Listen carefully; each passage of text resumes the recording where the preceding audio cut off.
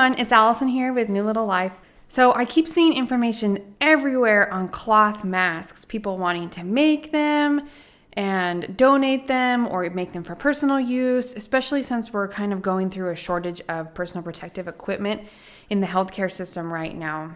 But there are so many questions about this topic. I love to sew, so I was all about making some cloth masks because I thought that sounds really fun. But the nurse in me just couldn't quite get started without doing a little bit more research on, are these effective? What kind of materials do you use? What's the best pattern style? Do you need a pocket for a filter, or are these going to go over a respirator? There's so many different options and I just didn't know where to start. So I spent the last 4 days doing all the research I could find. I read study articles, I consulted with other professionals, and I've compiled all of that research here to share with you today.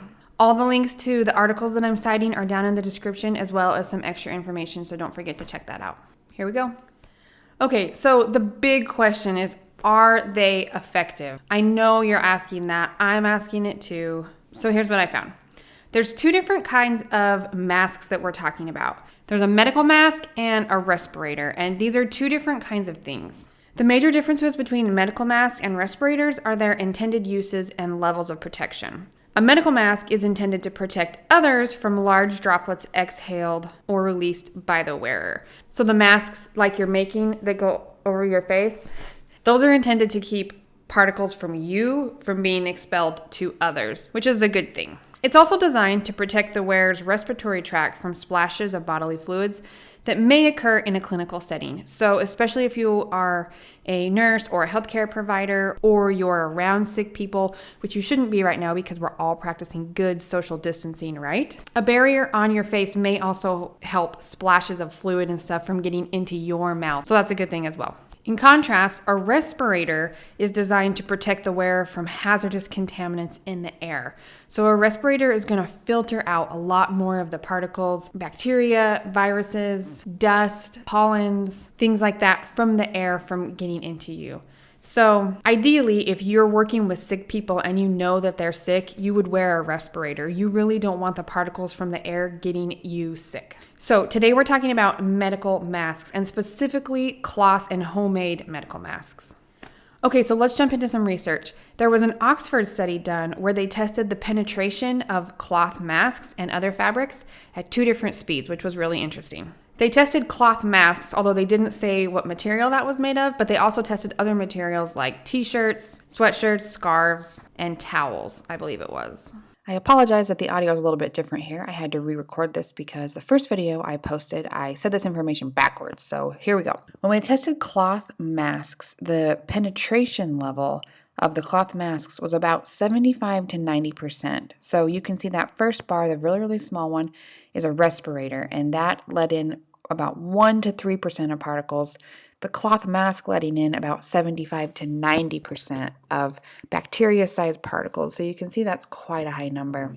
This next graph here shows when they tested a little bit smaller particles. So you can see that they've got the big ones, and then the smaller the particle, like the size of a virus, more penetration happened. So the smaller the particle and the higher the speed at which the particle was thrown at the mask, the more got through. So these numbers aren't great, but they are protection against something. So there's that.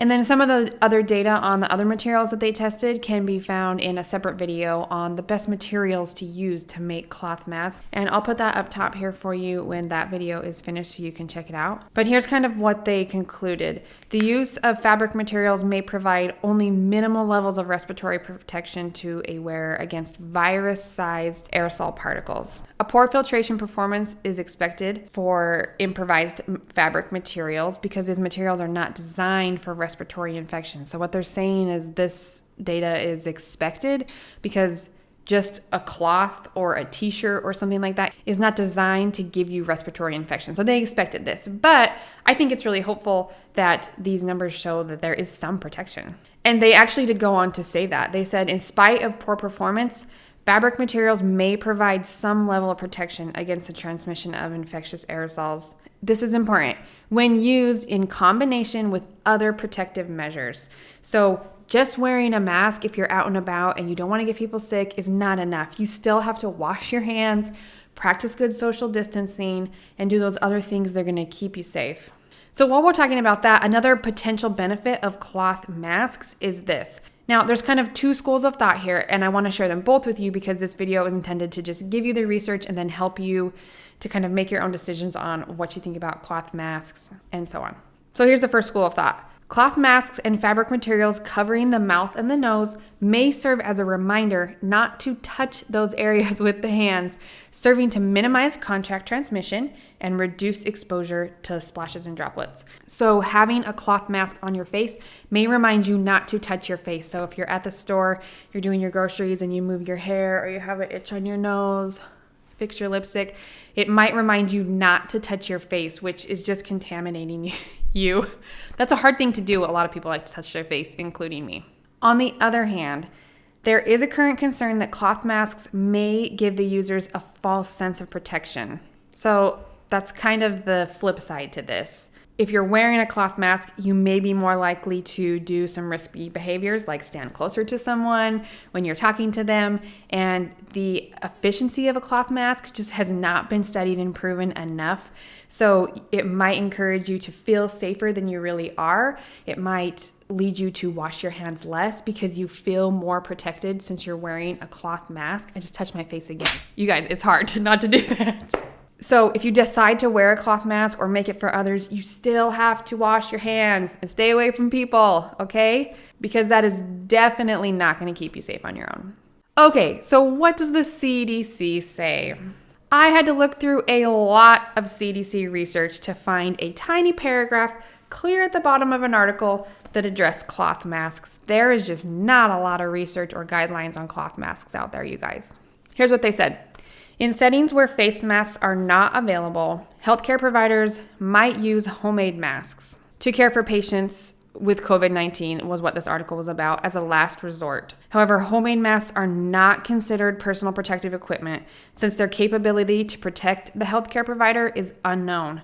Caution should be exercised when considering this option. Okay? Handmade masks should ideally be used in combination with a face shield that covers the entire front and side of the face. So there you have it. The CDC says there is not enough research to determine whether this is effective, although if you've got nothing else, this is probably better than nothing. Now, when you look at what some of these other countries are doing, cloth masks are kind of used all over the place, despite their lack of evidence that they actually work. Cloth masks are not really mentioned in policies or guidelines very often, and I think because there's just not enough research to determine whether these are effective, and no one just really wants to say, use a cloth mask, that's the way to go, because really these should be used as a last case resort. And in conclusion, I'm going to share one last thought from you from another study. And it said, any type of general mask use is likely to decrease viral exposure and infection risk on a population level. In spite of imperfect fit and imperfect adherence, personal respirators obviously providing the most protection. So whether you decide to make the standard cloth mask that goes over your face, maybe you're making a pattern that is designed to go over a respirator to help these healthcare providers get longer use out of their respirators. This kind of stuff hasn't been studied. I'm so sorry. I could not find the research to back that up. But honestly, it's better than nothing. And in the middle of a pandemic, what do? Unfortunately, we are currently in the middle of a COVID-19 outbreak, and we actually might be needing to use our last resorts. So a lot of hospitals are asking for donations for masks. A lot of individuals are sewing these and donating them or using them for family and friends. I know that was a lot of information to take in, but comment below and tell me what you thought. Be respectful. Let's have a conversation. Don't be mean. If you have some other ideas or resources that you found, please share them below. If you want to see another video on the best materials that were studied to make cloth masks, I will put that up top when it's finished. If you want to see a tutorial on how to make cloth masks from me, also comment below and let me know that's something that you want.